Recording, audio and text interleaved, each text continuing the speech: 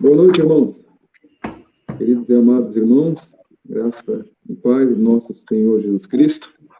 Vamos iniciar mais um estudo. Filipenses, no capítulo 2, agora em diante. Vamos orar ao Senhor para dirigir esse momento, que estamos aqui juntos aprendendo dele. Vamos dar graça?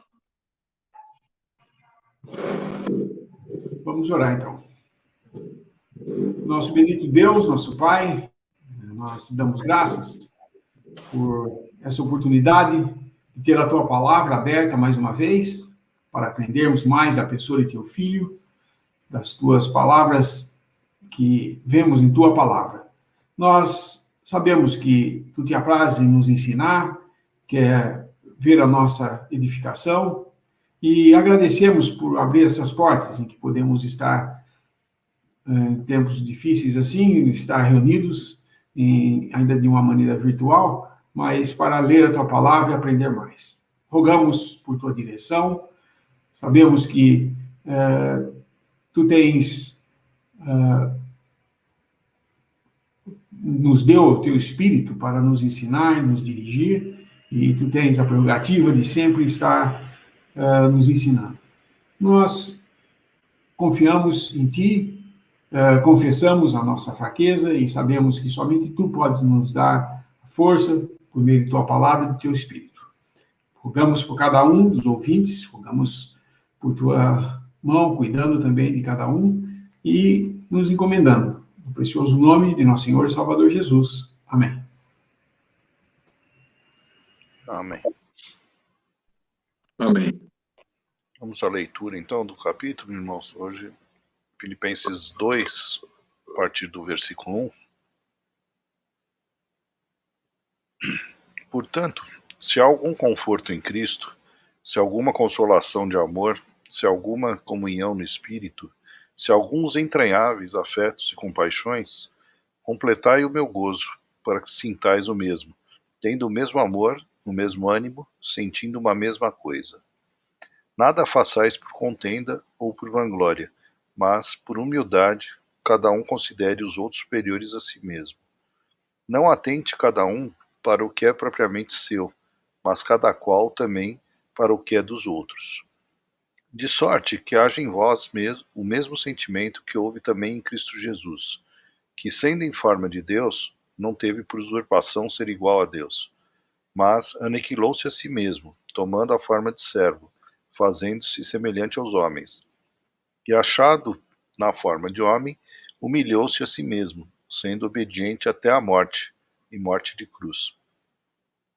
Pelo que também Deus o exaltou soberanamente e lhe deu um nome que é sobre todo nome, para que ao nome de Jesus se dobre todo o joelho dos que estão nos céus, na terra e debaixo da terra, e toda a língua confesse que Jesus Cristo é o Senhor, para a glória de Deus Pai. De sorte que, meus amados, assim como sempre obedecestes, não só na minha presença, mas muito mais agora na minha ausência, assim também operai a vossa salvação com temor e tremor. Porque Deus é o que opera em vós, tanto o querer como o efetuar, segundo a sua boa vontade.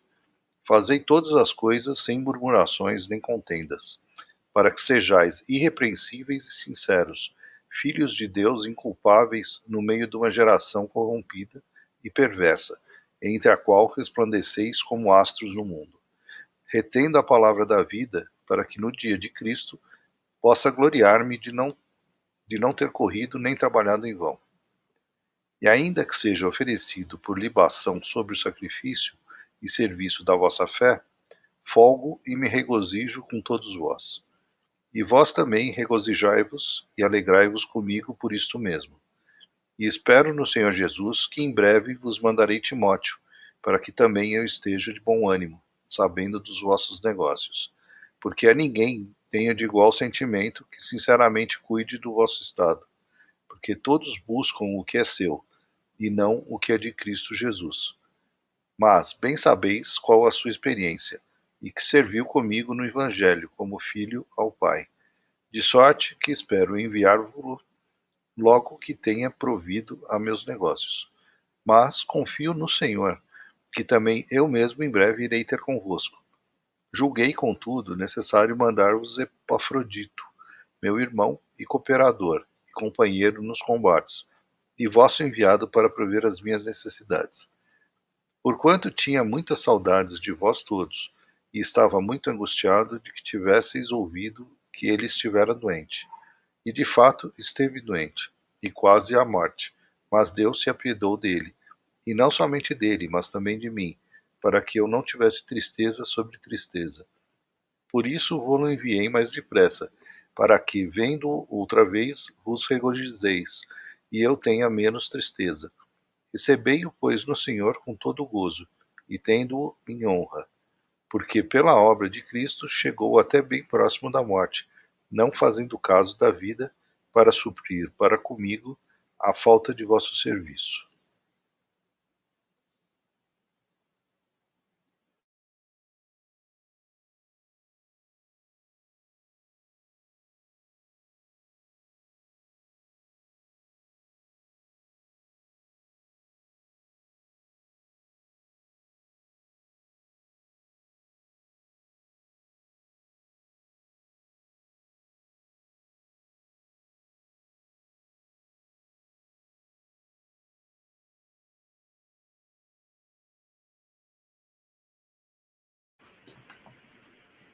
Paulo estava falando no capítulo 1 a respeito de como o inimigo, né, nosso inimigo, Satanás, agia na igreja primitiva por meio de perseguição de adversários, causando, então, no círculo fora da cristandade, daqueles que professavam o nome do Senhor, havendo uma perseguição, então, causava problemas, desânimo, medo e tudo mais, né?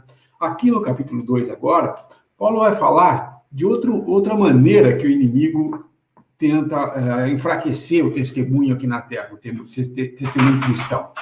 E isso é internamente que ele faz. A estratégia de Satanás, né, a estratagema dele, é dividir.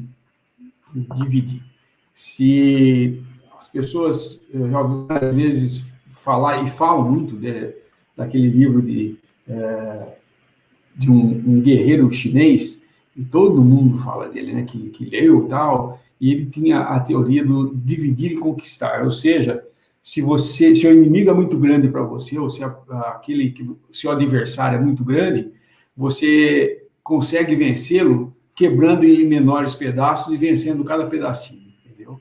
Porque é mais fácil combater um pedaço do que o todo.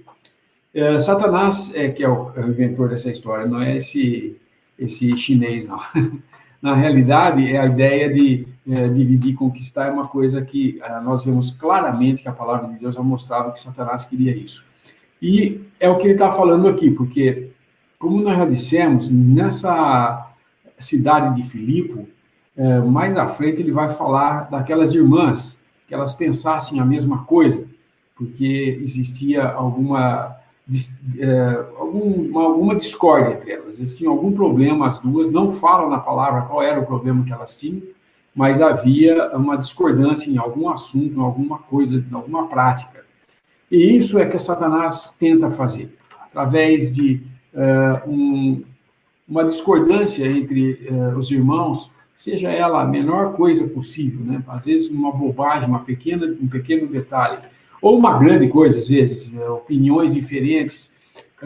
Então, começa a haver disputa entre as duas pessoas e acaba levando, então, a uma divisão, uma cisão no meio da Assembleia. E isso, então, enfraquece o testemunho.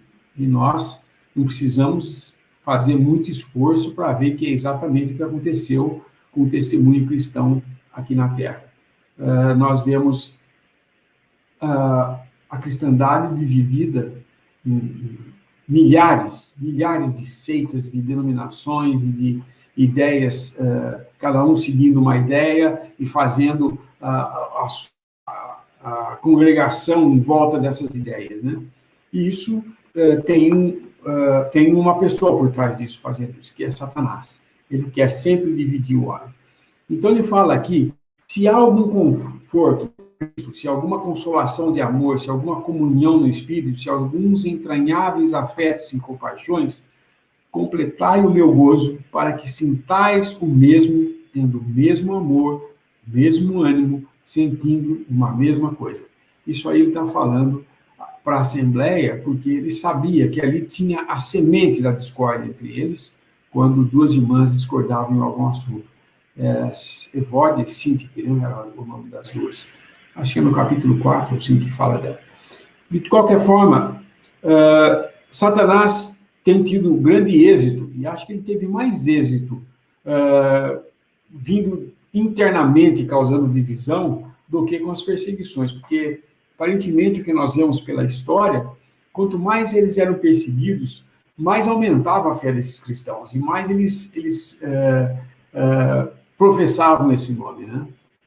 Quem lê a história da igreja, as coisas pelas quais os cristãos primitivos passaram, é absurdo, né, o que acontecia. E alguns ficavam meio temerosos e com medo da perseguição, acabavam migrando ou voltando ou adicionando ao cristianismo algumas práticas judaicas para que a perseguição, porque ela vinha principalmente dos judeus, fosse atenuada, né? Se a gente não falar muito de que Cristo é mais do que Moisés, do que Arão, talvez eles não persigam a gente. Então, vamos falar que Cristo não era realmente um sumo sacerdote maior do que Arão. Vamos ficar... Eu estou dando como exemplo o que eles podiam estar pensando, esses cristãos primitivos. Isso, então, enfraquecia o testemunho, porque, na verdade, a revelação da verdade do Novo Testamento era uma revelação de que Deus tinha alguma coisa superior a Israel com a igreja, que é trazer a igreja como testemunho aqui na Terra dessa unidade de um só corpo. O que Deus queria mostrar é que ele e o Pai eram um só, e isso ele fazia mostrando também por meio da igreja, de que nós andando juntos também éramos um em Cristo. E o que nós vemos hoje, infelizmente, a divisão. Pessoas, cada um querendo dizer, não, eu sou certo e o resto é errado, tem que fazer do meu jeito, se não fizer do meu jeito não é correto, e acaba criando realmente um mau testemunho. O nome de Cristo é hoje no mundo blasfemado e desprezado por causa exatamente do que nós fizemos em termos de manifestar o desejo do Senhor de que fôssemos, mostrássemos ao mundo o que era a unidade, né? E ele acabou não vendo porque nós não demonstramos isso. Ao contrário, nos dividimos por opiniões, egoísmos, espírito de verdadeira dissensão. Nós não temos uma mente, essa é a verdade. Aquilo que o senhor está falando aqui, Paulo está falando por meio, o senhor está falando por meio de Paulo, né? Sintai o mesmo, tendo o mesmo amor, o mesmo ânimo, sentindo uma mesma coisa. Isso é andar tendo um só pensamento. Quem é importante? A minha opinião ou a pessoa do Senhor Jesus? Então, isso leva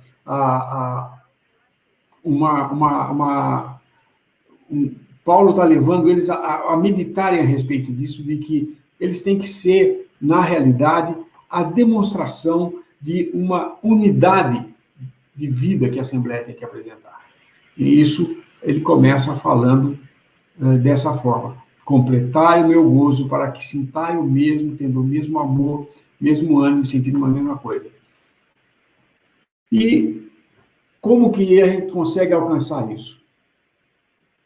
Paulo fala, então, nada façais por contenda ou vanglória. Essas duas coisas são os agentes causadores de toda a divisão. Contenda e vanglória. O que é contenda? Contenda é discutir diferentes opiniões, ficar discutindo, tentar provar que a minha é certa e o outro tentar provar que a dele é certa, e começa a ver o que a gente vulgarmente escuta falar, bate-boca, né? Aquele bate-boca. Não, você é isso, não, você é aquilo, não, eu penso isso, isso aí está errado, você não pensa, você não sabe isso, e começa a haver dissensão. Isso, então, levaria a pessoa a dividir cada vez mais, porque conforme duas pessoas se divergem em um assunto, a tendência normal na Assembleia é formar opiniões. Aí eu acho que fulano de tal está certo, eu acho que fulano de tal tá certo. E aí, então, tem os dois grupos. E, no caso de haver uma disputa mais calorosa e haver uma divisão, divide, porque uma turma vai com aqueles que eles simpatizavam e o outro vai com o outro que eles simpatizavam. Isso, contenda, é discutir, é querer arrumar argumentos para discutir e talvez com isso levantar a ideia de que essa pessoa que está levantando essa contenda está brigando pela verdade. Mas, na verdade, o que ele está fazendo? Ele está destruindo a verdade, porque a verdade, ela não divide, ela une. Né? E se eu vou querer forçar a barra e dizer que, não, o que eu penso é certo, o que você pensa está errado, eu estou fazendo a segunda parte do negócio, vanglória. Vanglória é você se orgulhar de alguma coisa que você pensa que sabe. Então, essas duas coisas são os inimigos e os agentes causadores da maioria das divisões, dos problemas que existem entre irmãos. E ele fala, não façais por contenda ou vanglória, mas por humildade. Cada um considere os outros superiores a si mesmo. Esse é o segredo da cura de uma divisão. Haver humildade. Porque se eu considero os outros superiores a mim mesmo, no que eu vou discutir? Eu estou considerando que eu não sei tanto. E talvez o outro irmão também fazendo isso, os dois vão ver que os dois não sabem tanto como pensam. E podem chegar a um denominador comum e viverem juntos sem ter que ficar discutindo ou se vangloriando do que pensa que sabe. Esse assunto é muito importante e é tão importante que a humildade é a cura para todas as coisas no mundo. Presta atenção, se o mundo soubesse praticar a humildade, não haveria disputa. Por que surgiria um Hitler querendo ser aquele que unifica um país, dizendo que a raça é superior e vamos aniquilar com o resto que não é superior como nós? Onde que ele teria lugar no mundo assim, se ele pensasse, não, eu me considero que os outros são superiores a mim mesmo. E cada um fazendo isso, todos estariam conscientes da sua fraqueza. Porque, na realidade, nenhum de nós é forte o suficiente para levar a verdade de Deus na força da própria carne. E se eu não tenho humildade, eu não sei como levar a verdade. Esse é o ponto. Porque ele dá uma demonstração de quem é o nosso padrão. Porque, falando no versículo 4, não atente cada um para o que é propriamente seu, mas cada qual também para o que é dos outros. Olha só que importante isso. Eu não estou buscando os meus interesses. Eu não estou buscando que a minha opinião seja a que valha, porque daí eu vou ter... então, o irmão Lineu foi aquele que conseguiu realmente impor a sua teoria e ganhou, então nós vamos todos aceitar isso. E eu vou ficar todo orgulhoso que consegui. O que eu consegui com isso? Dividir, porque o meu oponente vai levar uma turma com ele. E nós acabamos dividindo a coisa. Isso não é bom. Ele é de quem, então? Cristo. Que é a razão do porquê no versículo 5 em diante, ele vai mostrar como Cristo se apresentou em humildade para fazer uma obra que só ele poderia fazer. E nós sabemos que ele deixou o seu lugar na eternidade, eternamente Filho de Deus, ele deixou, se esvaziou disso, nós vamos ver passo a passo o que ele fez, mas esse é o nosso exemplo, nosso padrão de como nós deveríamos agir na Assembleia como irmãos. Quando a gente fala, considerar os outros superiores a si mesmo, não é você se humilhar de falar assim, não, eu não sou nada, mas no fundo você está se orgulhando da sua humildade. Não é esse o ponto. É realmente você entender de que não adianta nós queremos nos gloriarmos em nós mesmos, porque tudo que temos não veio de nós. Não veio de nós. mas senão de um que se humilhou realmente. E ele é o nosso padrão. E é ele que nós devemos seguir, então. Então, esses versículos, nós podemos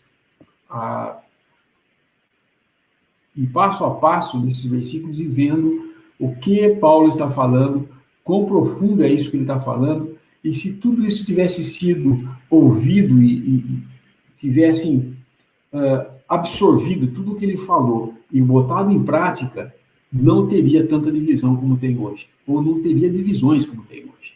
Mas, infelizmente, o homem gosta de fazer a sua própria vontade.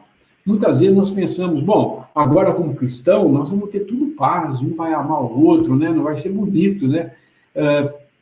Pensando que essas coisas de contenda e vanglória só no mundo que existe. Não é, não. Existe mesmo naqueles mais, assim, estudiosos da palavra, que conhecem, profundos conhecedores da verdade, eles correm o risco de se gloriar em alguma coisa. Então, tanto aquele que está sendo ensinado como aquele que ensina, ambos têm que estar num estado de humildade e saber, Deus pode dirigir, se depender de nós, nós não vamos fazer correta coisa, então temos que depender de Deus. Isso é o passo fundamental para que a sã doutrina seja apresentada da maneira mais pura e uma dividida corretamente, como diz a palavra em Timóteo, né? Dividir a palavra corretamente. Nós temos que saber dividir as coisas, apresentar a palavra de Deus de uma maneira clara, sem intervenção da nossa vontade ou dos nossos pensamentos. A sã doutrina, por isso que é chamada de sã doutrina, uma doutrina que não está afetada pelo desejo do homem, pelas ideias humanas, mas é Deus mesmo transmitindo, por intermédio dos dons, a palavra, a sã doutrina, e nós devemos apresentar essa sã doutrina do modo como nós ouvimos, e não acrescentando, cada vez que ouvimos, acrescentar uma coisa a ela, para torná-la mais florida, talvez mais atrativa. Nós não precisamos tornar a palavra de Deus atrativa, nem a verdade atrativa. A verdade é a verdade, e ela deve ser anunciada como foi aprendida. Solte aí.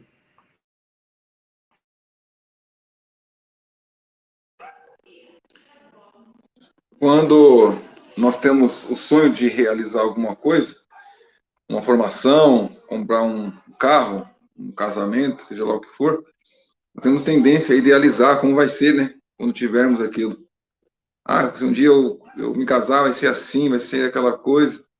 Se eu me formar, vai ser assim. E quando isso acontece, quando conseguimos chegar a realizar o sonho, e o que nós idealizamos não acompanha, há uma grande frustração, né? A gente fica frustrado, porque nós imaginávamos que depois de casados ou depois de formados seria daquela forma que pensamos. E a religião, ela traz na mente do religioso, principalmente, né, a ideia de se realizar, ou de ser alguém importante, pelo menos entre os irmãos, na sua religião, porque talvez na vida pessoal não consiga isso. Em casa, com a família, no trabalho, não tenha essa posição, né? Não consiga chegar a esse nível e acha que entre os irmãos deve ser assim para ele. Então ele luta para ser alguém entre os irmãos e se perde nesse caminho, porque nossa comunhão não está envolvida em fazer homens importantes, ou realizar sonhos, ou sermos alguma coisa entre os irmãos, mas na pessoa de Jesus Cristo.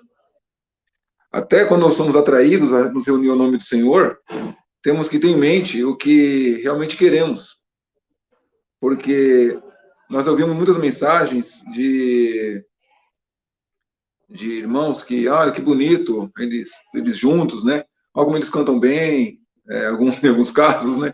Olha como a comunhão é legal, nossa, eles comem junto, mas não é isso que nos atrai, não é isso que nós estamos ali, aquelas imagens, aquelas cenas, nossa comunhão não é o que deve atrair ninguém a se reunir ao nome do Senhor, mas Cristo. Quando olhamos para Cristo e nos aproximamos dele, queremos estar onde ele está, conhecer a pessoa de Jesus Cristo, tudo isso é o que deve nos atrair, né? Aí onde ele está, a gente está em comunhão com ele. E o resultado dessa verdade é que nos vai unir, que vai nos unir. Se é ao contrário, se alguém começa a se reunir ao nome do Senhor por causa da nossa comunhão, do relacionamentos, pessoas, porque encontrou alguma coisa legal, é claro que por mesmo motivo ela vai sair. E se ela não sair, ela vai tentar fazer que aquilo seja melhor para ela naquele ambiente, construir um ambiente que ela se sinta bem. Ela está preocupada mais com se sentir bem, com a sua pessoa, com aquilo que ela quer para si. O Evangelho, ele nos corta, né? A palavra de Deus, como o irmão falou no estudo passado, é uma espada de 2 gumes, né? Deve cortar nossas intenções, nossos pensamentos. Sempre que estamos defendendo alguma coisa, nós queremos estar certo, né? Nós queremos estar certo. Nós começamos a se defender porque queremos proteger aquilo que construímos. Ah, a Assembleia é minha, o irmão está vindo lá, ele vai vir querer mandar aqui, eu não posso deixar. E nós fazemos isso, às vezes, inconsciente. Começamos a defender algo que construímos para nós como fosse nosso. Já pensou você querer ser dono de uma Assembleia de irmãos reunidos? Isso acontece. E não acontece com os irmãos mais fracos. Acontece com os irmãos mais exercitados. Porque é ali que, quando você acha que você tem sabedoria, que você é forte, é onde o diabo consegue construir esses pensamentos, o qual você pensa em você mesmo e não consegue ver Cristo em nada. O orgulho toma conta e já era. É difícil a pessoa olhar para si e dizer, nossa, eu estou errado. Nesse caminho nós vamos nos perder. Quando olhamos para Cristo, ninguém deve deixar uma religião, uma denominação, e se reunir ao nome do Senhor porque encontrou algo melhor.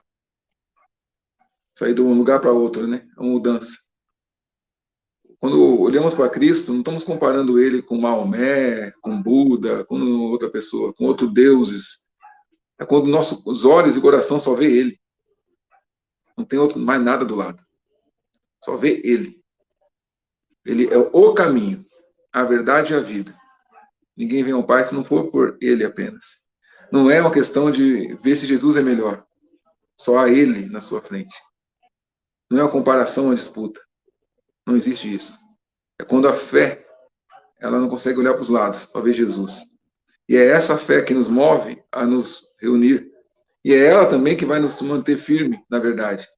Porque não queremos agradar nós mesmos, mas aquele que nos chamou, que nos atraiu e nos colocou nessa bendita posição de andar com ele, estar com ele.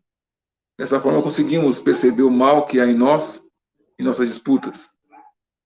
Até como tratamos de alguns assuntos, devemos estar sempre olhando um para o outro, né? Uma forma de amor para o seu irmão, né? Como diz o irmão falava, né? Devemos ser rigorosos com o julgamento próprio, mais leves com o julgamento do nosso irmão. Porque se eu não identificar o mal em mim, não vai virar nunca uma forma de conversar com meu irmão. Porque eu sempre vou estar certo, né? Mas olhando para Cristo, como eu já falei, não como a Assembleia, como algum lugar, relacionamento, vamos almoçar juntos, eles são unidos, não é isso que deve ser a fonte de alguém que deseja fazer a vontade do Senhor. Não é relacionamento, não é um lugar melhor, não é se sentir bem, é uma consciência de fé verdadeira na pessoa de Cristo, sabendo que está fazendo algo não para si, né, mas para agradar o Senhor. E é claro que agradando a Cristo, nós estaremos adorando, né, adorando Ele, estaremos em comunhão um com o outro, porque Ele vai ser sempre a fonte da nossa atração, tudo que temos, né, e tudo que somos. É um exercício individual, porque os nossos interesses, como nós vemos aí em Filipenses, eles vão lá e começam a seduzir os irmãos para disputas, para interesses mundanos, tirando o foco deles do Senhor, de Cristo, e dando a eles a ideia de que eles devem viver melhor, porque a perseguição, a fome, isso aí é porque Deus não está aí, sempre assim, né? Tirando o homem do olhar para o céu, para os propósitos divinos, para pensar nele mesmo. Então, são muitas coisas que nos fazem criar disputas. E todas elas é o fraco entendimento da pessoa do nosso Senhor Jesus Cristo e o nosso relacionamento com Ele. Toda fraqueza vem da nossa distância de Jesus.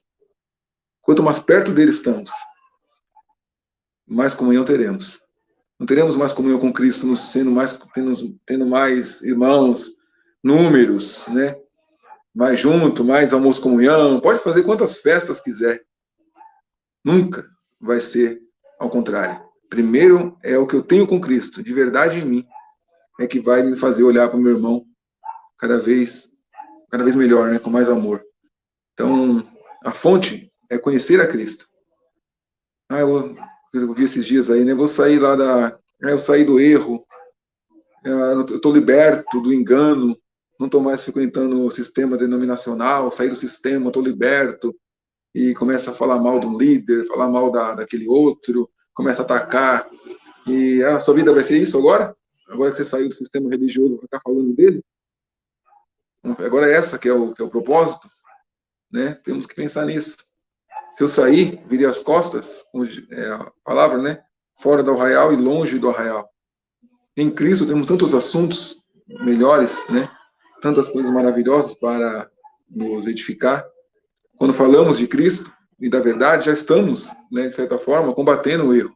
Não diretamente a Ele, que nossa luta não é essa. Mas quanto mais falamos da verdade, mais fortalecemos nossos irmãos no mesmo caminho. E o Espírito Santo vai fazer o resto, né? Vai seguir o trabalho, atraindo os corações daqueles que querem fazer a vontade do Senhor para o caminho que Ele vai guiar. Então, é uma obra espiritual. E nós temos que saber nos posicionar nisso, para que nosso coração não se envolva com essas coisas, nos desviando daquilo que mais nos interessa, que é conhecer a Cristo, agradá-lo, obedecendo a sua palavra, né? E assim fortalecendo a nossa comunhão. Até aí.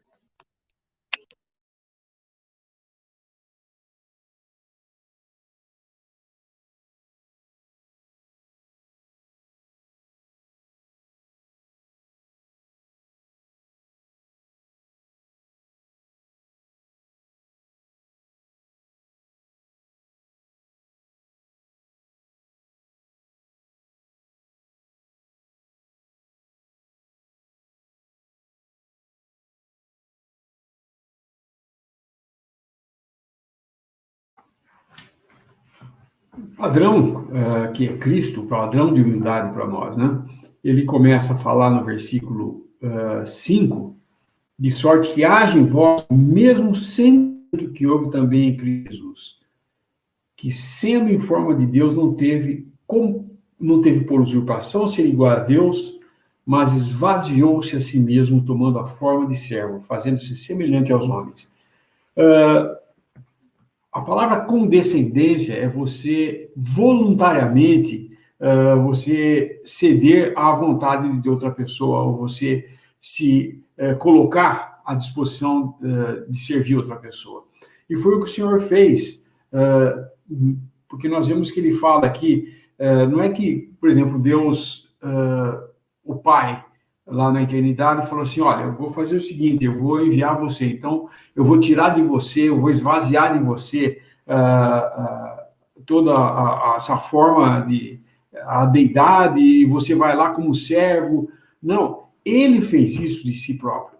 O Senhor Jesus voluntariamente se apresentou a Deus, se nós podemos dizer assim, porque ele é Deus, mas é a Trindade. Mas ele, como Filho eterno de Deus, ele se apresentou a Deus para ser enviado. E se esvaziou. São 7 passos até ele chegar no mais baixo que se podia chegar como ser humano. Porque nós temos que lembrar que o Senhor Jesus morreu morte de cruz, uma morte vergonhosa. Ele foi despido e pendurado naquela cruz como um criminoso.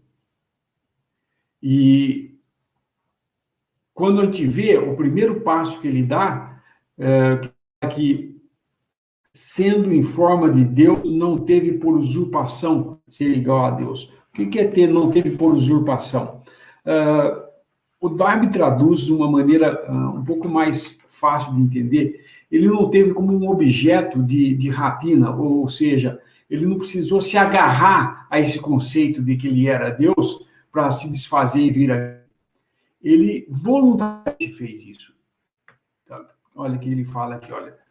Aquele que, subsistindo na forma de Deus, não estimou um objeto de rapina o ser em igualdade com Deus. Não é o fato de que ele tinha apenas a forma externa de Deus.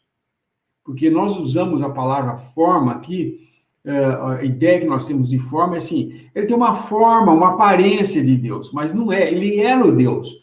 Ele, subsistindo como Deus, não estimou que era um objeto de ter que se agarrar ao fato dele ser igual a Deus, ser um com Deus. Antes, ele se esvaziou. Então, o versículo fala, esvaziou-se a si mesmo. Versículo 6. Sendo na forma de Deus, ou seja, sendo em semelhança de Deus, ou o próprio Deus, não teve por usurpação ser igual a Deus, mas esvaziou-se a si mesmo.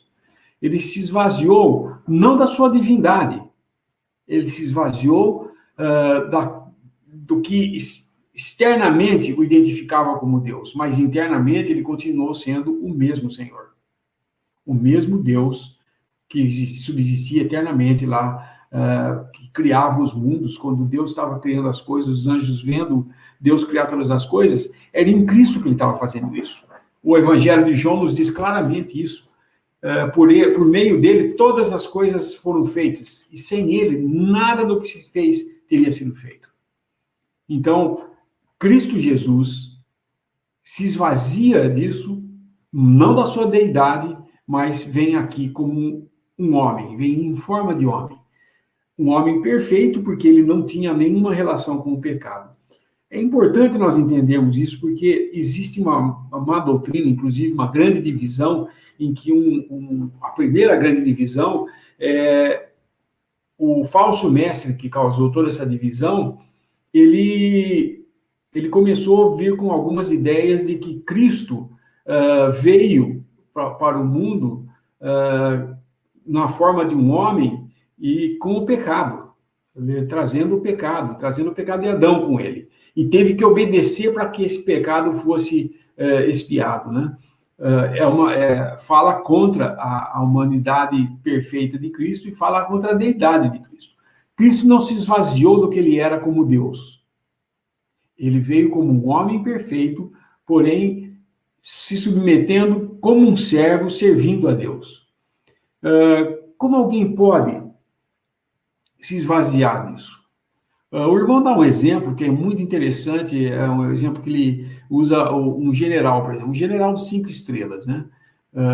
Todo mundo que vê hoje uma imagem do exército, né? Tem lá o general, você olha, tem lá 5 estrelas aqui em cima, né? 5 de cada lado, e todo mundo vê aquilo lá é um general. E os cadetes, os oficiais que passam, a hora que vê, para é continência, é o general. Eles sabem que é pela vestimenta, pela quantidade de estrelas, pelo modo como é feito tudo ali. Mas esse homem, esse general 5 estrelas, quando ele chega em casa, ele vai jantar, ele tira essa jaqueta de marechal dele e guarda no armário lá e põe lá o seu roupão e fica ali na sala. Se entra alguém, um soldado, por exemplo, não conhece o general pelo rosto, vê ele, não é Deus, não é o general. A mesma coisa foi com Cristo. Não é que ele deixou de ser, ele sempre foi, mas externamente você não podia dizer ele é Deus. Mas ele tinha tudo para mostrar que ele era Deus. E isso ele fez em perfeita obediência a Deus, não tomando o lugar de orgulho de falar, não, eu sou o filho de Deus e vim aqui botar ordem nesse mundo. Não, ele veio em humildade, ele sentou com os pobres, comeu na casa do publicano, tocou num leproso, coisa que não se podia fazer, né? Um judeu não podia tocar num leproso. O único que tocou num leproso sem ser contaminado foi o Senhor Jesus. Ali não havia como contaminar a pessoa do Senhor, porque ele é incontaminável, ele não é corruptível como nós. Porém, o Senhor Jesus andou aqui em perfeita obediência. Então, os 7 passos que ele deu começa pelo primeiro aqui. Sendo em forma de Deus, não teve por usurpação ser igual a Deus. Esse primeiro passo, como eu já disse então, não é dizer que ele não era Deus, ele deixou de ser Deus. Ele sempre foi Deus, ele é Deus. Era impossível ele ter vindo ao mundo sem deixar de ser Deus. Não podia, é impossível isso. Mas ele veio, o Senhor Jesus veio não com a aparência de um Deus ou de Deus, mas sendo o próprio Deus. E não estimou, não avaliou isso como alguma coisa que ele devesse se apegar. Nós vemos que durante o tempo que ele esteve aqui na Terra, ele nunca usou da sua deidade para se impor aos homens. Ele nunca manifestou a sua glória aos homens para fazer valer o que ele estava falando. Ao contrário, ele sempre se humilhava. Ele só deixou transparecer a sua glória quando chamou 2 dos discípulos e subiu ao monte. E lá ele se transfigurou para eles. E o resultado, Pedro já queria fazer uma tenda. É bom estarmos aqui, vamos fazer uma tenda para Moisés, Elias, para Jesus, não entendendo o que ele estava fazendo. Como ele era impetuoso, né? Ele vivia fazendo coisas assim. Nós vemos ele fazendo várias coisas. Ele negou o Senhor. Quando o Senhor foi falar da sua morte, que ele ia ser entregue às mãos dos judeus, vão, de modo nenhum, eu não vou deixar acontecer isso. Imagina que vão...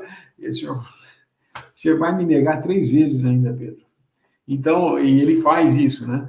Então, nós vemos que a impetuosidade de Pedro, de modo nenhum, poderia ser suportado, porque quando o Senhor Jesus se transfigura e ele fica como tomado por aquela visão que ele estava tendo, ele já queria fazer e colocou o Senhor Jesus no mesmo nível de Moisés e Elias, como se fala, vamos fazer uma tenda aqui, todo mundo junto aqui, que tá bom o clima. Imediatamente, Elias e Moisés desapareceram e a luz parou de resplandecer e essa nuvem que tinha cobrido já dissipou. Então, isso é um momento em que o Senhor Jesus manifestou essa glória a esses 2, a João e Pedro, que estavam lá no monte, e Tiago também, né? Eram 3 que estavam no monte, se não me engano. Mas, de qualquer forma, essa pequena demonstração que ele deu da sua majestade e glória foi por um momento, um lapso de tempo. Mas nós veremos essa majestade face a face, com um corpo transformado e capaz de suportar tudo que nós vamos ver. Não vamos ficar que nem Pedro, tá bom, aqui vamos fazer uma tenda e ficar por aqui, não. Nós estaremos perfeitos na presença do Senhor, por causa da sua obra. Então, o Senhor Jesus veio no primeiro passo, se esvaziou, sendo na forma de Deus, não teve como usurpação ou ser igual a Deus. E a segunda, ele se esvaziou a si mesmo. Se esvaziar a si mesmo é ele deixar a glória e vir aqui num corpo perfeito, porém um corpo que veio para sofrer. Ele veio aqui para sofrer, ele sofreu, ele teve sofrimentos na mão dos homens, ele teve sofrimentos no dia a dia, de ver o seu povo passando aquelas necessidades, aquela quantidade de gente passando fome, doentes, tudo por causa do pecado. Ele sofreu de ver essas coisas, a sua compaixão pelo ser humano, a sua empatia pelo ser humano, os seus sofrimentos de empatia. Ele teve os seus sofrimentos de ver o seu povo, a sua nação naquele estado. Ele sofreu de ver Jerusalém, quando ele fala Jerusalém, Jerusalém, que mata os profetas que são enviados, quantas vezes que se aninhar debaixo do meu braço. O Senhor Jesus chorou de ver o estado daquela família de Lázaro reclamando, então se tivesse vindo antes ele não teria morrido, agora já fede, já tem 3, 4 dias que está morto, e o Senhor vai ao túmulo e chora. Então nós vemos ele sofrendo, mas esses sofrimentos eram sofrimentos que não eram sofrimentos de expiação. As 3 horas de trevas foram os sofrimentos que o Senhor passou nas mãos de Deus em juízo por causa do pecado. se fazendo pecado por nós. Então, ao se esvaziar, ele se apresenta como um servo. Como um servo. Ele toma a forma de um servo. Esse é o outro passo que ele dá. A forma de servo é servir, é pegar a humanidade dele e, com essa humanidade, servir a Deus em perfeita obediência. Era necessário que ele fizesse isso porque Adão, que foi feito homem, Deus o fez do pó da terra, ele não se esvaziou de nada. Adão foi criado por Deus, esse não obedeceu. E por sua desobediência entrou o pecado no mundo. Então vem agora aquele que, estando nos céus, se esvaziou, né, sendo na forma de Deus, aniquilou-se a si mesmo, tomou a forma de servo e, se fazendo semelhantes aos homens, e achado na forma de homem, se humilhou, sendo obediente. A obediência de Cristo também é outro ponto que o traz em perfeita submissão à vontade de Deus. Nós vemos ele constantemente orando, buscando a vontade de Deus. Em algumas orações, nós só sabemos que ele estava orando, mas tem a oração dele, em que nós sabemos o que ele estava orando. E no Getsemane ele fala: se possível, afasta de mim, mas seja feita a tua vontade. Ele sabia, ele previa aquilo que estava para vir, mas ele, em perfeita obediência, fala: porém, seja feita a vontade do Pai. E se entrega plenamente a isso. Então, esses passos todos que nós vemos aqui, né? Ele sendo um servo, ele se fazendo semelhante aos homens, na forma de um homem, humilhando-se a si mesmo, sendo obediente até a morte e, finalmente, a morte de cruz. Então, esses 7 passos são fundamentais para a gente entender o quanto custou para o Senhor chegar até aquele sacrifício que era necessário. Porque sem derramamento de sangue não pode haver remissão de pecados. Deus não podia deixar o pecado passar sem um juízo, sem um julgamento. Porém, ao julgar no homem, ele condenava o homem.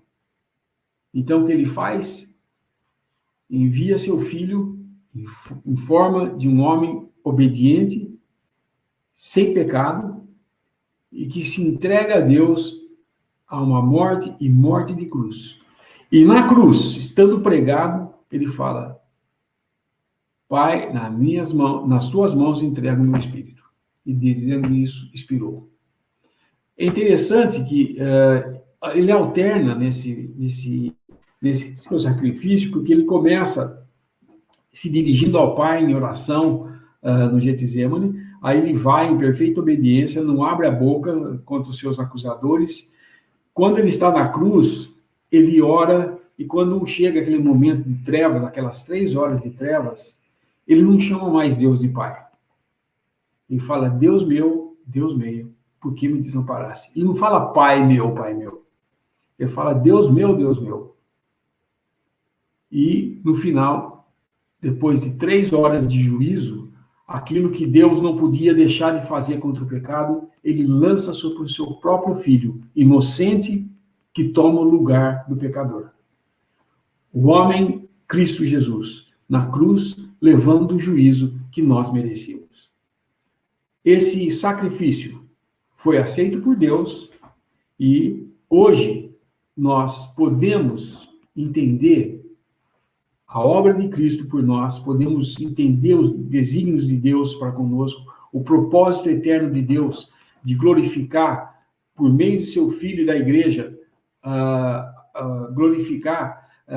demonstrar a glória de Deus ao mundo, só foi possível por causa da obra de Cristo.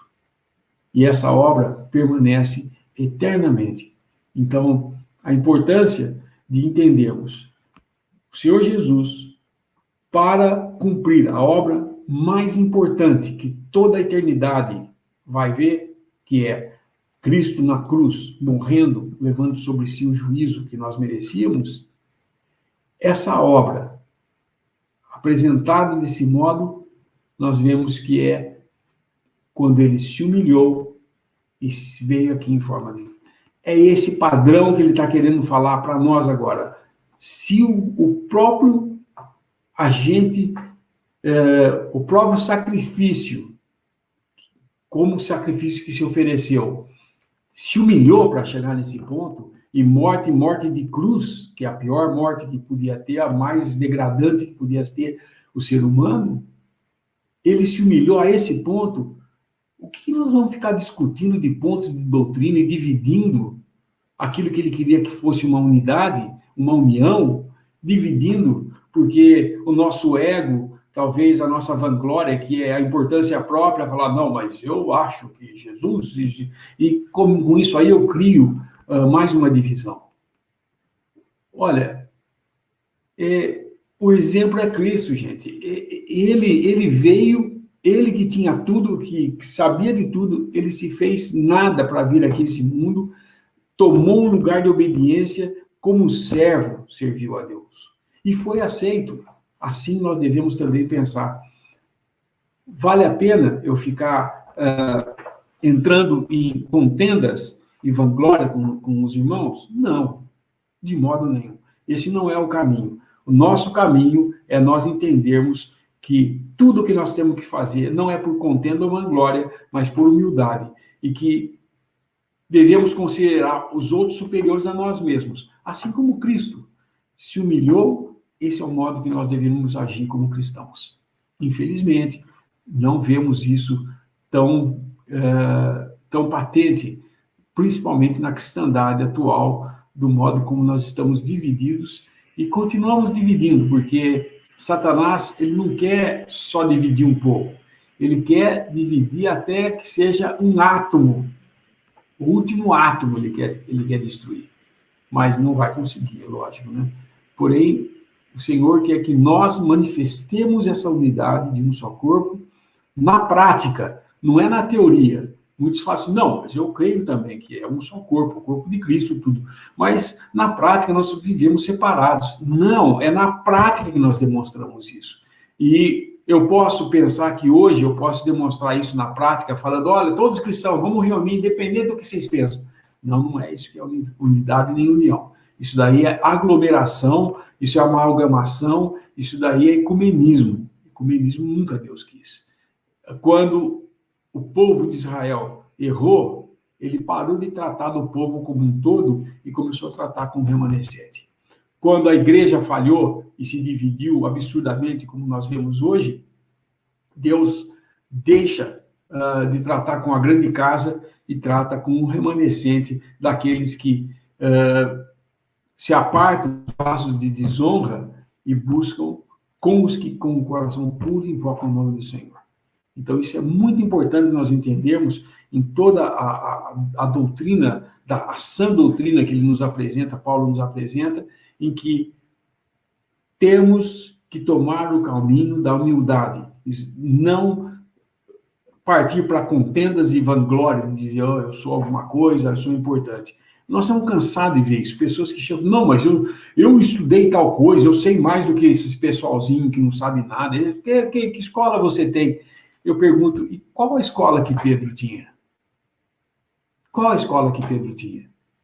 Se vocês soubessem, se sabem, saberiam que ele era um pescador, ele mal conseguia falar, e quando ele começou a falar, eu falei, nossa, esse cara é um pescador, o que ele está falando? Como é que ele sabe essas coisas? Por quê? Porque o cristão não precisa ir em uma universidade teológica para ser alguma coisa, porque ele não é nada, mas o Senhor pode usar o mais simples dos vasos para a sua honra e glória. Então, nós devemos estar não buscando ser vasos importantes, vasos majestosos para Deus, mas úteis. Úteis. O que ele quer é vaso útil. Eu pergunto para vocês, é bonito um vaso de ouro? É bonito, né? Um vaso de ouro puro, né? Primeira coisa, não seria prático se eu quisesse cozinhar nesse vaso de ouro, né? Porque o ouro não aceita muito calor, ele vai derreter. Então, primeira coisa. Segunda coisa, ele é muito maleável, ele não ia manter a forma, ele ia, né, amassar fácil e tudo mais. E outra, quem já pegou um lingotezinho de ouro na mão sabe o quanto aquilo lá pesa. Eu imagino fazer um prato, um garfo de ouro. Um garfo de ouro deve pesar mais de 2 quilos. Entendeu? Porque uma barrinha desse tamanho assim pesa 10 quilos. É muito pesado. Então, ouro, assim, utilidade ele não tem. Ele só tem valor pela preciosidade do valor, que é um metal raro, assim, não é um metal que se encontra em todo lugar, difícil de conseguir tudo. Então, esse é o valor do ouro. Agora, o que Deus quer? Vasos de ouro ou vasos úteis? Úteis. Qual é o vaso? Vocês já perceberam? A xícara mais gostosa de tomar café é aquela velhinha, meio arrebentadinha, né? Lascadinha na beiradinha. Essa é a mais gostosa de tomar café. Ela é útil, ela é levezinha, você toma, gostoso e tal. Agora, aquelas todas sofisticadas, de porcelana, você fala, nossa, olha o perigo. Eu ir na casa de alguém e o cara me servir um café numa xícara chinesa do tempo do Ming lá, que custa 10 mil reais. Se eu derrubar essa xícara no chão, eu não vou tomar café pensando no valor da xícara e não no café. Se eu derrubar isso aqui, nossa, eu estou perdido, eu não vou ter como pagar isso aqui. Que utilidade tem um negócio desse? Só para quem gosta de colecionar essa xícara, porque para tomar café ela não serve. Então, o que eu estou querendo dizer com isso? A importância do vaso é dele ser útil, não vistoso, famoso, inteligente, intelectual ou teologicamente mais capacitado. Deus não busca essas coisas, gente. Deus está buscando vasos úteis. Qual é um vaso útil? Um vaso humilde que fala assim, Senhor, eu não sei nada, me ensina. Eu estou falando aqui, mas eu também preciso aprender. E nós precisamos aprender. Todos nós precisamos aprender, porque todos nós estamos numa escola para aprender e chegar a uma maturidade. E essa maturidade só vai chegar no dia do arrebatamento. Então, até lá, nós temos que estar aprendendo. Não tem ninguém que vai se destacar como aquele que sabe tudo, porque não sabe. Aquele que pensa que sabe, não sabe nada. Essa é a verdade na palavra de Deus. Então, a posição de humildade perante os irmãos. Cada um considere os outros superiores a si mesmo. Tenha o mesmo sentimento que houve também em Cristo Jesus. Só até aí.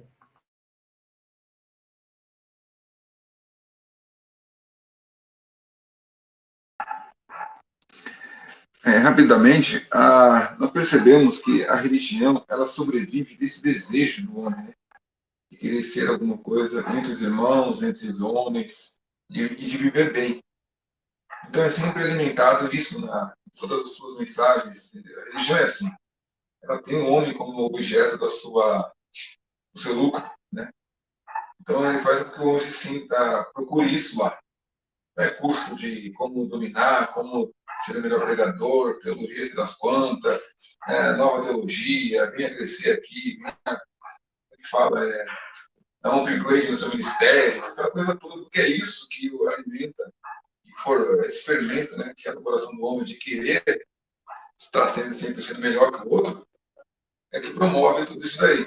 Ele sabe que, Satanás sabe o que o homem quer, ele oferece muito bem. Ele sabe como atrair a pessoa para o palco, né? Aquela coisa toda. Quando nós saímos desse sistema religioso, temos que deixar isso de lado também. Deixar isso de lado.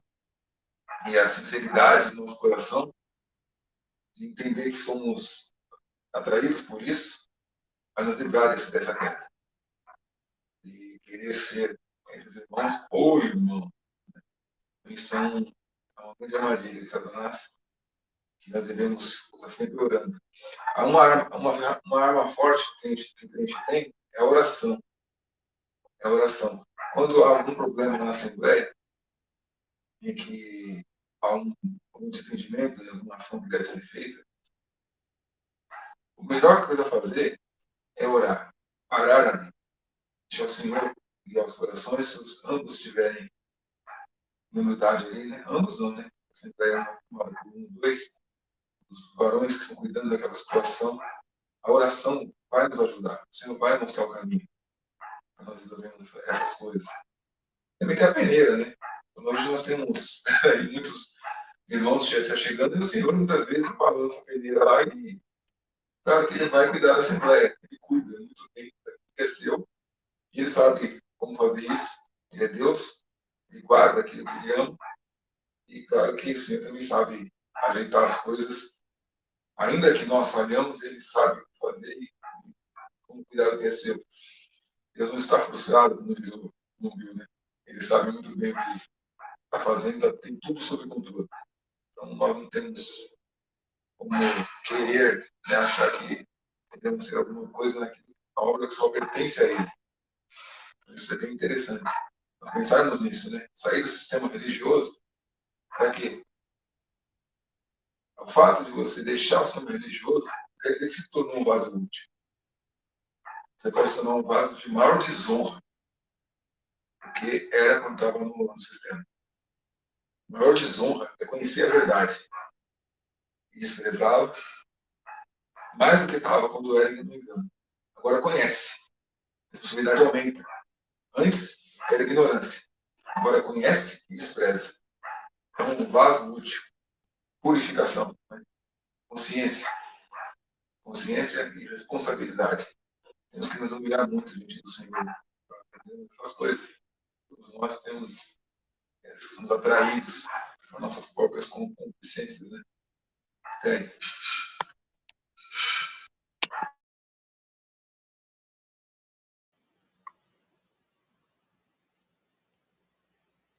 Bom, irmãos, nosso tempo já chegou ao final.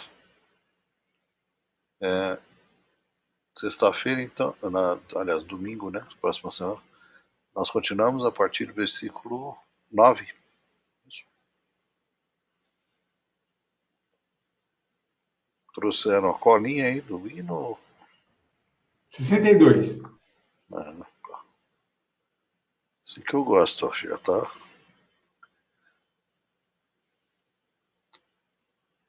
Só um minutinho.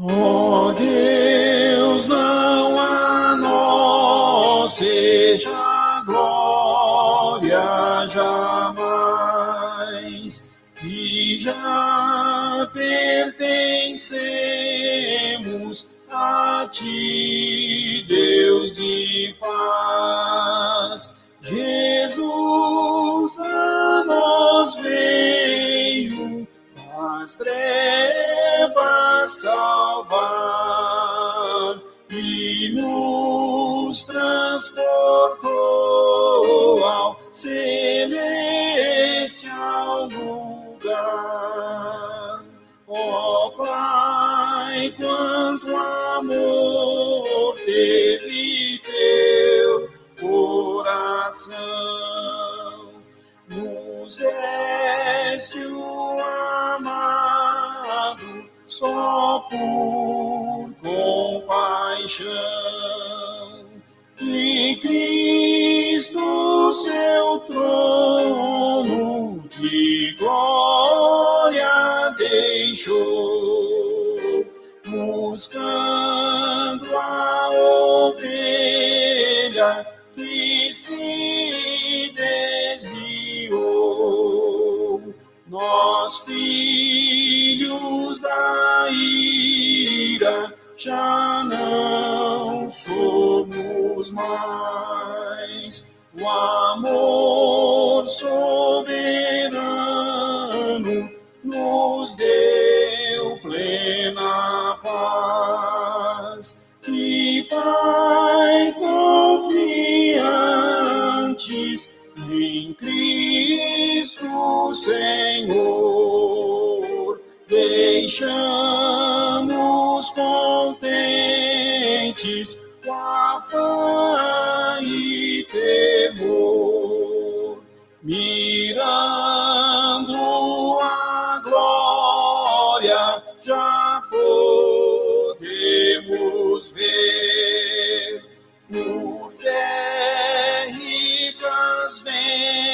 bênçãos que ali vamos ter. E então, exaltados com Cristo Jesus, seremos qual Ele, herdeiros em luz, com todos teus filhos, feliz posição.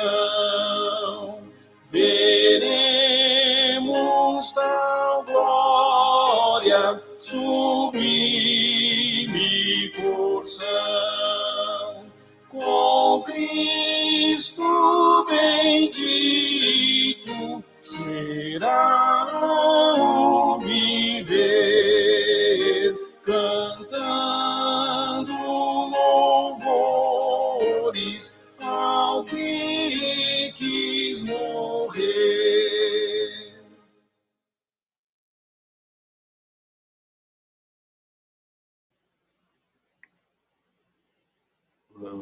Vamos dar graça, irmãos? Por favor, Reinaldo, você pode dar graça para a gente encerrar? Muita graça. Bendito Deus, nosso Pai, te damos graça por esse período que nos concede estarmos aqui junto com nossos irmãos, meditando em tua bendita palavra, aprendendo de ti, Pai, por esse amor que tem por nós, entregando teu Filho para sofrer, Pai, todo o juízo que nós merecíamos. Temos aí, Pai, a figura mais sublime, a qual devemos ter como régua de medida dentro de nós, para julgarmos nossas ações, nossos pensamentos. Tenhamos, Pai, cada dia mais um aprendizado dessa humildade do nosso Senhor Jesus Cristo, que sendo Deus, se humilhou, um homem, se fez servo, e nós temos esse exemplo diante de nós todos os dias. Nossas orações possamos estar sempre com essa verdade, Pai, diante de nós, diante de nossos irmãos também, em comunhão na Assembleia, possamos estar sempre olhando, Pai, para o nosso Senhor Jesus Cristo e vendo todo exemplo que temos de humildade, o qual devemos seguir. Nos ajuda nessas coisas, nos ajuda a entender cada dia mais a tua palavra e conhecer mais e mais o teu Filho, o seu caráter, adorar a sua pessoa, apreciar cada característica, Pai, cada detalhe que existe em nosso Senhor, possamos ver a beleza da sua santidade e isso ser o caminho dos nossos pensamentos. Te damos graças mais uma vez por essa noite que estamos juntos. Em nome do nosso Senhor Jesus Cristo. Amém. Amém. Boa noite, irmãos. O Senhor permitindo, na semana que vem estamos fazendo a continuação do livro.